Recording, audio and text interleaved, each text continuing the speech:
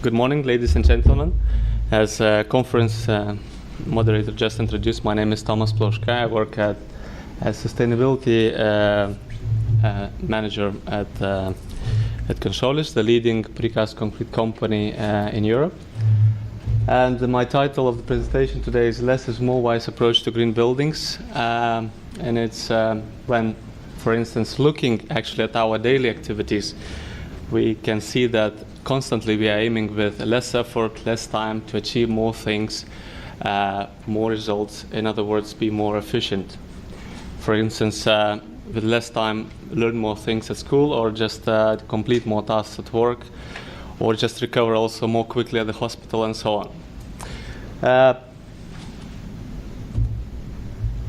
And in this presentation, I would like to share our company's experience on how with less and more sustainable buildings can be realized. Every building developer, building owner has a different ambition level on how his or her sustainable building should look like. Apparently, quite often such a discussion occurs on what should be used in order to make a building more sustainable. Should we use building materials as thermal insulation, thermal mass, focus on air tightness, fixed shading, or should we use the technical installations as photovoltaics, other renewable energy generating features, heat pumps, and so on, in order to make buildings more sustainable? But before giving an answer to this question, I would like to go just shortly through the content of the presentation, and where I will, in the first slides, will mention the current building challenges. Then we'll show some case studies which address these current building challenges, and we'll complete the presentation with the lessons learned and the conclusion on providing an answer to the key question. So what are these current building challenges? Overheating, the first one. You might be surprised that in Sweden, such a cold climate-having country, overheating is becoming also an issue. Would you believe that cooling there is required whole year round? Overheating is basically occurring due to several reasons, such as increased insulation and air tightness, or increased average global temperature, as well as increased use of glazed facades and suspended ceiling, or just inappropriate use of thermal mass. With the increased overheating, we actually reduce the thermal comfort level. And the reduced thermal comfort level actually leads to reduced productivity of building occupants. When looking at this graph, for instance, when we have an indoor temperature of 28 degrees, our productivity goes down by 30%. Did you know that staff costs, including salaries and other benefits, account for 90% of total business operating costs? So anything, so occupant productivity or anything that has to do with their ability to increase the productivity actually should be a major concern for any organization. Further, according Swedish Central Bureau of Statistics, nowadays commercial buildings have more energy demand for cooling when comparing the buildings built in last decade to the buildings built in 80s or 90s, which has actually tripled.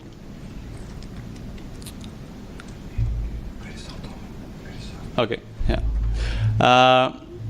The other challenge is the complexity of buildings, which quite often results to increased building costs. The complexity doesn't need to be related only to materials, as shown in this slide, but also to technical installations. We can see that in buildings there are many technical installations installed by different suppliers, and managing all these installations can be sometimes quite a challenge. So managing an understanding of how systems interact and not disturb each other is very important. Coming back to materials, quite often energy efficient buildings are realized with different various tapes and membranes for air tightness, for instance, using high amount of insulation.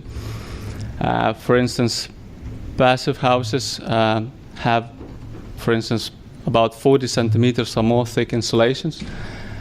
And this sometimes can create some issues.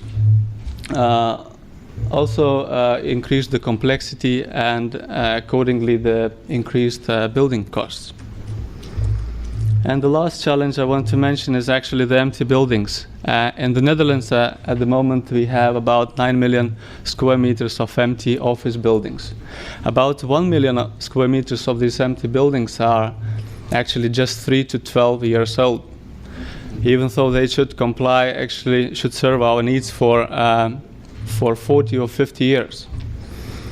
And there is another clear tendency that price difference between sustainable and just normal office buildings which just comply their national regulations is actually increasingly, continuously increasing. Unfortunately, most of these available, of these empty buildings are not adaptable, because such a criteria was not demanded at the design stage of the buildings. And now we move just to case studies, which were delivered by Consolis. There will be three case studies from Netherlands and Sweden. The first one is the Edge in Amsterdam, the Netherlands.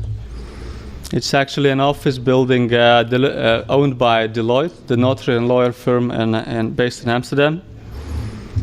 It got 15 floors, 2 underground floors for car parking, about 600 square meters of bicycle parking, 60 meters high atrium, and totally there are 40,000 square meters of floor area. And the building was BREEAM Outstanding certified. The prefabricated concrete structure has been selected for this building because of quick assembly. Only 7 working days were needed to assemble 1 floor. So just the total assembly was completed in a bit more than 100 days. The 15 floors. Also because of material efficiency, flexibility, and other benefits which precast concrete is able to offer. Building orientation, the shape and orientation plays a major role in this project, delivering an outstanding climatic performance of this headquarters. The large floor plates arranged around the atrium, situated on the north side, allow the daylight to penetrate the major workspaces of the office. On the other side, the load-bearing structure with smaller openings allow the thermal mass, but also the shade for the sunlit face of the building. By the way, did you know that concrete is able to store and to store energy and later on release it? So actually, such an effect of thermal mass of concrete allows buildings also to be more energy efficient, lower CO2 emissions, and improves comfort and well-being.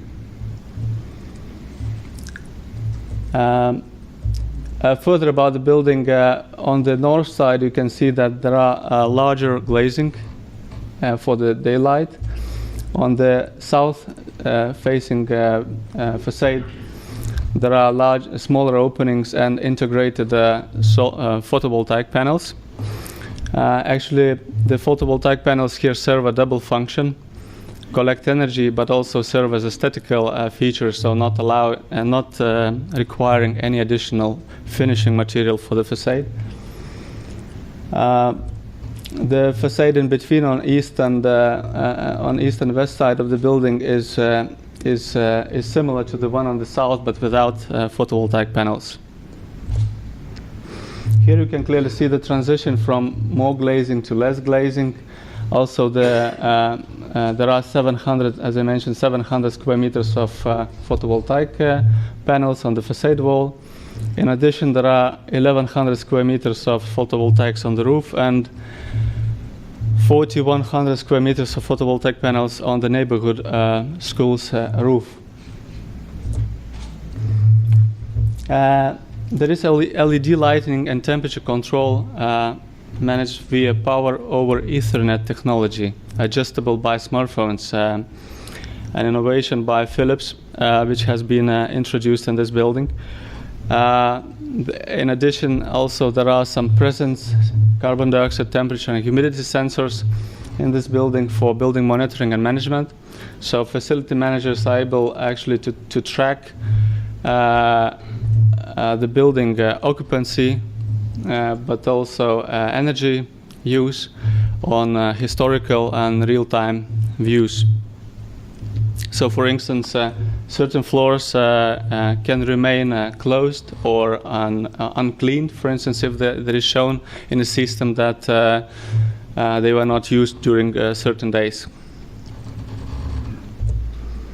There are rather many sustainable features in this building. For instance, aquifer, thermal energy storage deep under the ground in combination with heat pumps and thermal active building systems take care of cooling demand and two-thirds of heating demand. The rest of heating demand is covered by district heating. And there are more things like reuse of rainwater, FSC certified wood, materials obtained from ISO 14001 certificate having suppliers, electric car charging station, and so on. As mentioned earlier, this building is BREEAM Outstanding certified, scoring 98.36% score. It's actually the highest BREEAM score achieved ever so far. So it's actually considered as the most greenest, most sustainable office in the world. Flexibility was also highly demanded by the customer. And it was also rewarded under BREEAM, under HEA 16 called flexibility. As mentioned earlier, the large floor plates spanning of more than 16 meters allow the daylight to penetrate through to all the workspaces, as well as the space can be arranged quite easily, as well as be adjusted in the future to fit the needs of the future occupants. The second case is this current project in Sweden. It's a commercial and office building. It got more than 17,000 square meters in total, and 2 underground floor car parking, as well as thermal active building systems. Here are used in combination with heat pump. For the structure, there are used load-bearing column, beam, and hollow core slab layout in combination with the white facades, white concrete facades with integrated solar shading. When looking at the building interior, it uses quite a lot of thermal mass. Heating and cooling and ventilation is done by thermal active building systems, which actually enhance the effect of thermal mass. Partial and perforated ceilings are used in order to improve the acoustic performance of the building, but also still allow the use of thermal mass. And as you see, the office is quite open and flexible, has a flexible floor layout for arranging the space, but also adapting it in the future.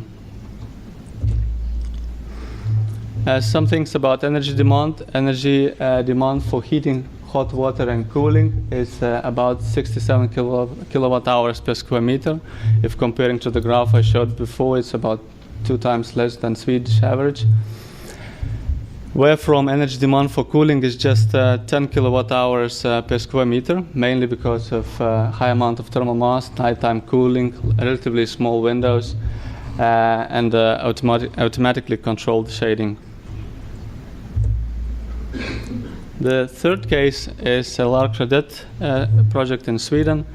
It's a residential passive house building having a bit more than 1,200 square meters and 16 apartments. There is a ground source heat pump in combination with electric heating coil used as a backup. Heating and cooling again is done with thermal active building systems.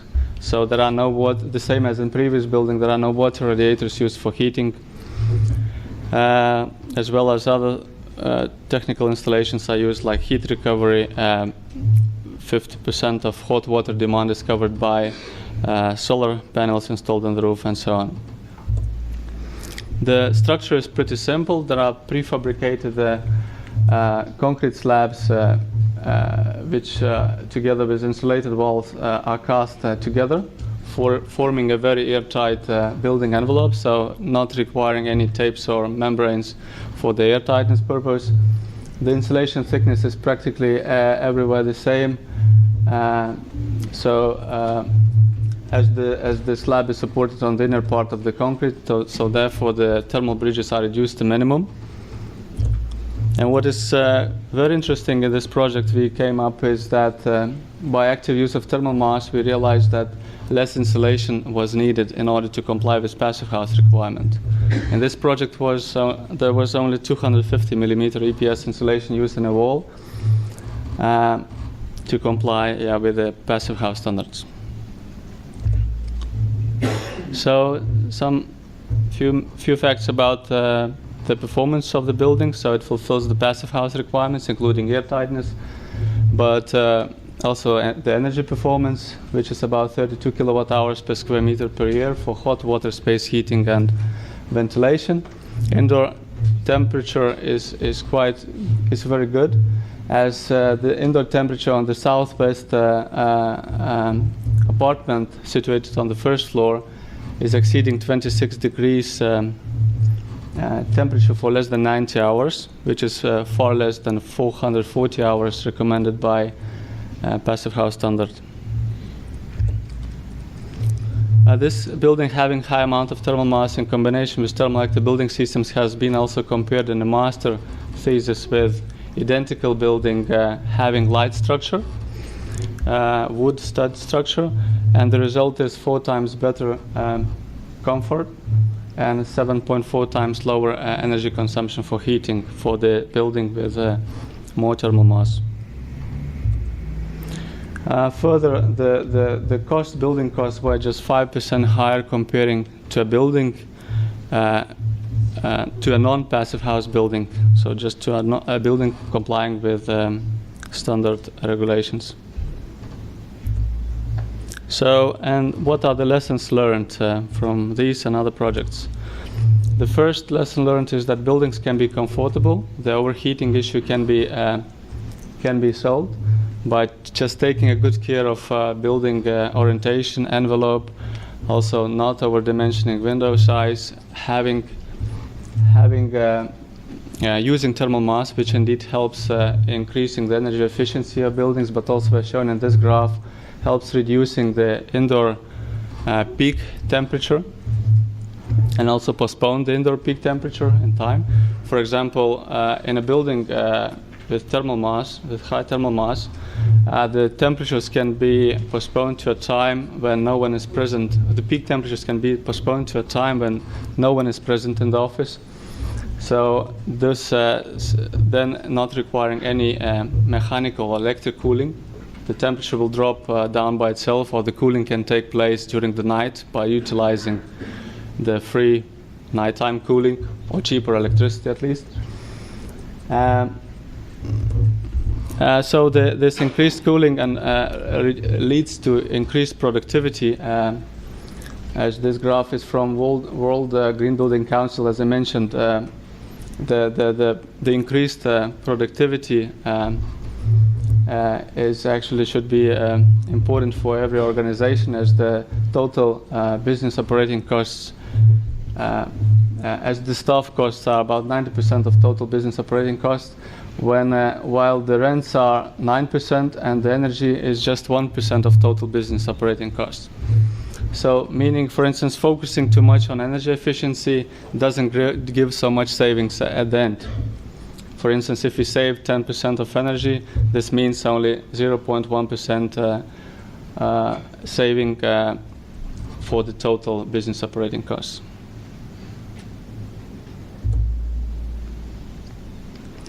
So the second lesson learned is that building details can remain simple and affordable.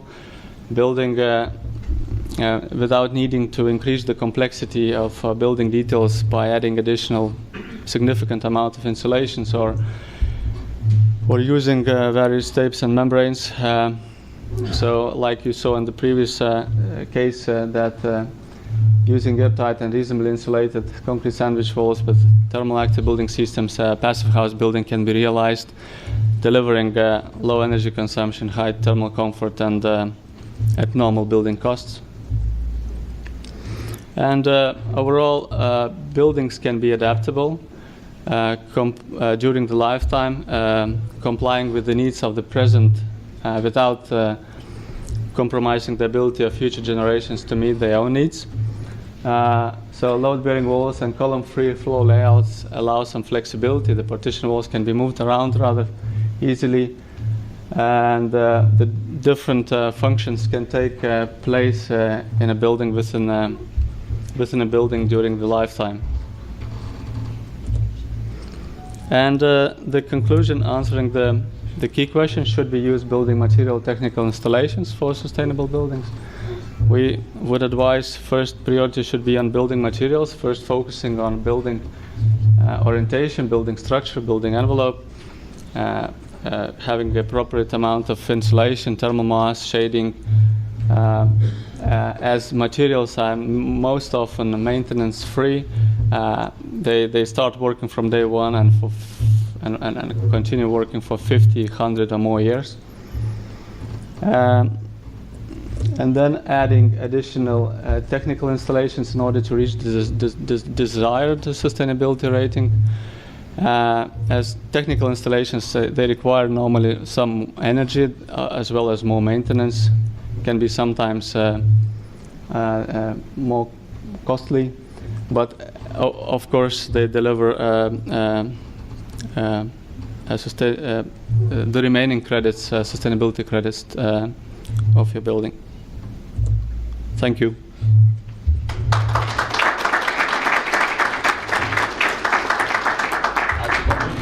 Ačiū. Labai prezentacija. Turim klausimų. Gerai. Okay, we have a couple of questions. The first question is very simple, very straightforward, and at least 20 people hope that you know the answer. So, the project Edge, the BREEAM Outstanding, what is the cost per square meter to build such kind of building? Maybe you reckon to know. It's about I think I don't remember the exact price, but it's a bit below than 2,000 euros, I believe, a square meter. Below 2,000 euros a square meter? Yeah. But I would need to check if you. It's without land cost. No land cost. Most probably, yeah. So it's and what 2,000 plus land cost. Plus land cost, plus fit out. Most probably. I'm not sure about that. Plus VAT. Plus VAT. And the rents? I don't know exactly. Okay, we'll check that. Yeah, but the rents of sustainable buildings sometimes is higher, but because of all the benefits you get in such buildings, like the comfort and energy efficiency and so on. Yeah. Okay. No. It's tricky with the microphone because the speaker needs to speak to this microphone for the cameraman to hear it. So sorry about that. All right. The other question is. What are the main factors, the key factors of green buildings to improve productivity of the employees working in those buildings? What would you name?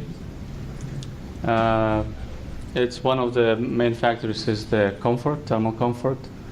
So, for instance, as well as daylight, of course, comfort, daylight, acoustics, of course, is very important.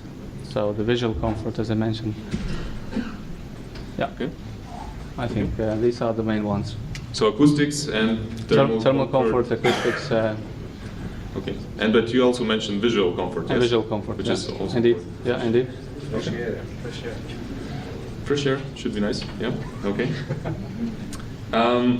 One more question before we finish it. What is the monitored heating and cooling demand in kilowatts per square meter per annum in the Edge project? If you know. The consumption. Yeah, I understand. Actually, I don't remember if it was mentioned, but I believe not.